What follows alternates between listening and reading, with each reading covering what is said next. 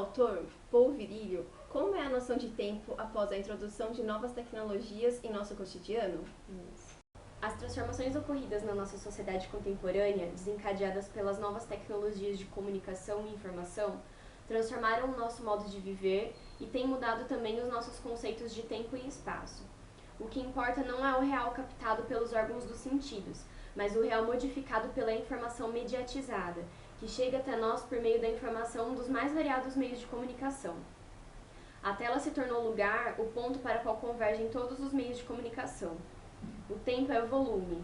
Ele não é somente espaço-tempo no sentido da relatividade, é volume e profundidade de sentido.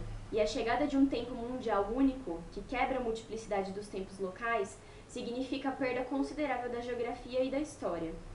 Na opinião do referido autor, a imediatização de tudo, do direito, do aqui e do agora, age como se retirasse a temporalidade dos fatos dos acontecimentos.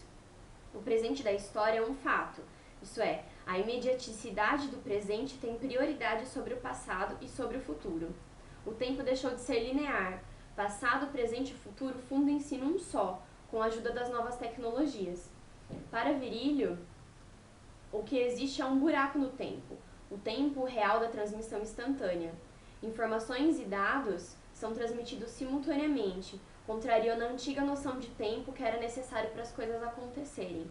A ordem cronológica dos fatos que a gente estava acostumado já não é mais respeitada. Qual a relação entre o tempo real e o tempo ideal?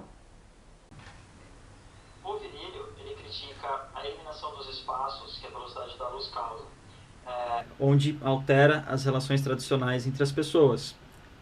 Elas passam a ser mais vinculadas às tecnologias, essas relações. E, assim, o tempo humano, que é o tempo das pessoas, seria parecido com o tempo real se não existisse essa vinculação à tecnologia. O que acontece é que, como o tempo local ele é vinculado ao espaço geográfico, e o espaço geográfico foi reduzido devido à velocidade da luz, o tempo local, ele não se assemelha mais ao tempo real, e não se assemelha mais ao tempo humano. Então, existe uma diferença, um lapso. Aí tem até uma conversa interessante, porque, por exemplo, as pessoas falam que... O Skype, por exemplo, que a gente está fazendo essa ligação agora, ele gera uma conversa em tempo real.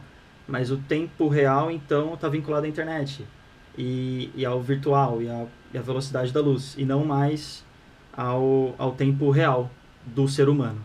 Então, acho que é essa diferença que ele critica. O que são os limites do tempo? Os limites do tempo são os limites do tempo humano, e a velocidade da luz é este limite. Tudo é tratado de forma instantânea, de forma que até mesmo as distâncias foram encurtadas, e é possível acessar um local, independentemente de sua localização, em intervalos de tempo muito curtos. Apesar disso, perde-se a noção do tempo humano, pois a percepção estão perdidas ou diminuídas, juntamente do próprio tempo, o tempo máquina. O autor ele não é contra essa velocidade existente no tempo máquina, pois ela é um poder absoluto por trás do progresso. O progresso dos transportes, da tecnologia, como computadores, internet, mas é preciso ter um certo cuidado para que esse tempo humano não seja sacrificado. É preciso usar a tecnologia a nosso favor e não se tornar escravo dela. Qual a principal crítica do autor em relação à aceleração do real?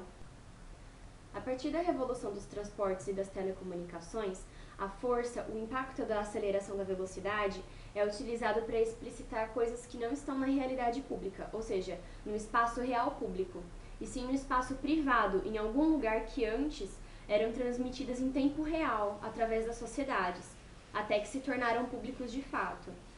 Assim é colocada em questão a percepção das aparências sensíveis e daquilo que a fenomenologia chama de ser no mundo, ou seja, a capacidade do ser humano de tomar decisões autênticas, de existir ao invés de apenas viver.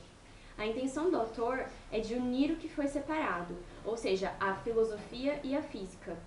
Se o homem não pode mais falar e transfere para a máquina esse poder, então nos encontramos em uma tirania, uma época de tirania sem igual.